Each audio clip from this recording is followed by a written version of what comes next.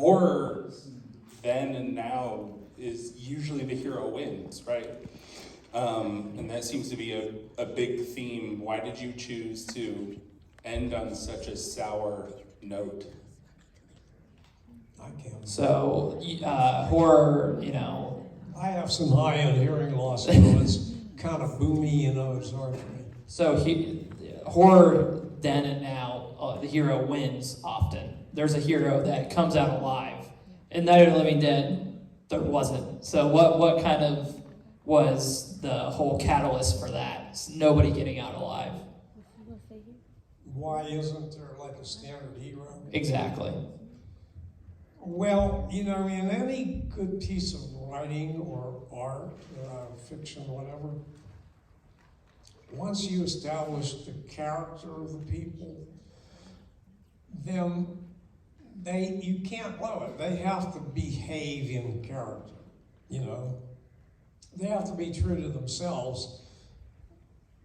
If a character is going to make a drastic change in his attitudes or his beliefs or his behavior, then there has to be some cathartic episode that changes that character, causes him to see things in a new light.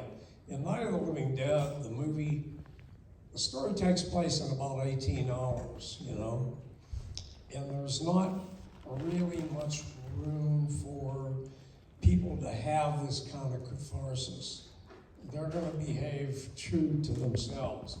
Ben, true enough, is a hero in most ways of looking at it, but he is so confident in himself and his ability to manage the situation that he's kind of rigid too, And as far as Carl Hardman, the Harry Cooper character in the basement, he's bent on one thing. A lot of people say, well, he was right in the end. Maybe they would have all survived if they'd have run to the basement. We don't really know that for sure. I mean, if they were in the basement, the point is made, they wouldn't even know if the posse came and was going to rescue them, they might not even be aware of that. They might get bypassed. I'm speculating out loud myself because I don't know. And we leave, just like in real life, we leave a lot of those issues unanswered. But what we don't do is we don't blow it. We were very conscious about making everything believable and enabling people to suspend disbelief and believe in our story without saying, well, that's stupid, why would they do that, Like the commercials that are on television right now where, Geico, if you're in a horror movie, you make bad choices, that's just what you do. And we had to wrestle with those issues too. Would people believe that some of the people in this house would want to stay in the basement? Would people believe that some of them would want to defend the upstairs and have a better view of what was going on around them?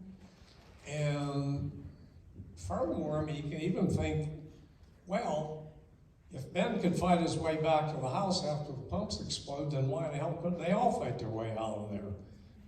So there has to be some, you don't know if they're all just so scared that they wouldn't do that. You don't know how many of them,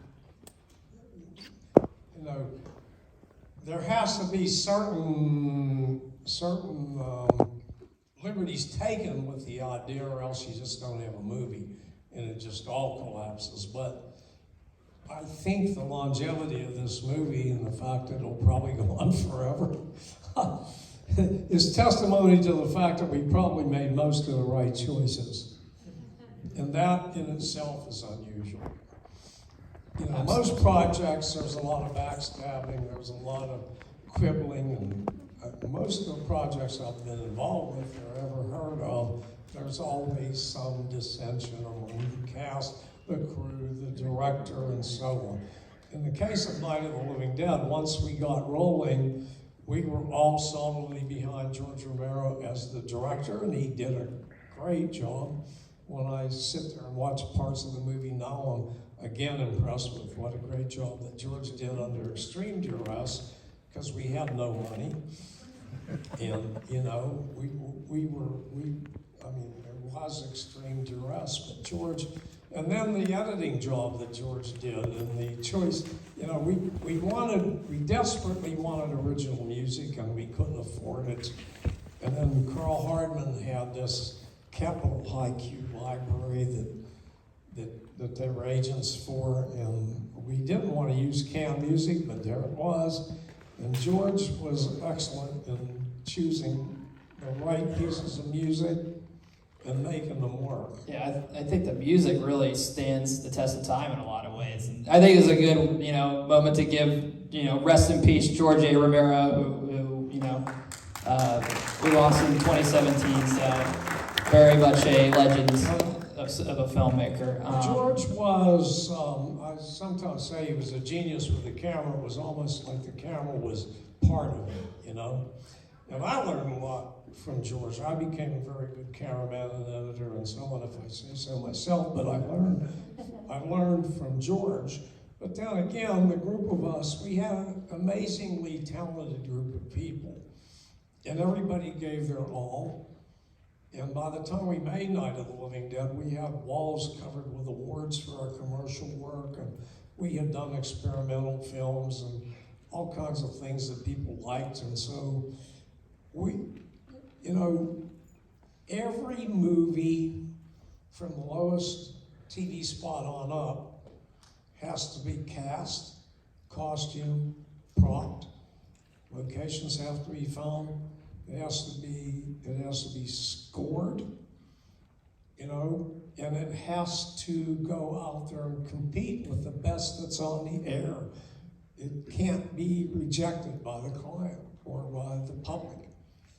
And so we were used to doing that. And nobody needed to be told, in our immediate group, nobody needed to be told what to do.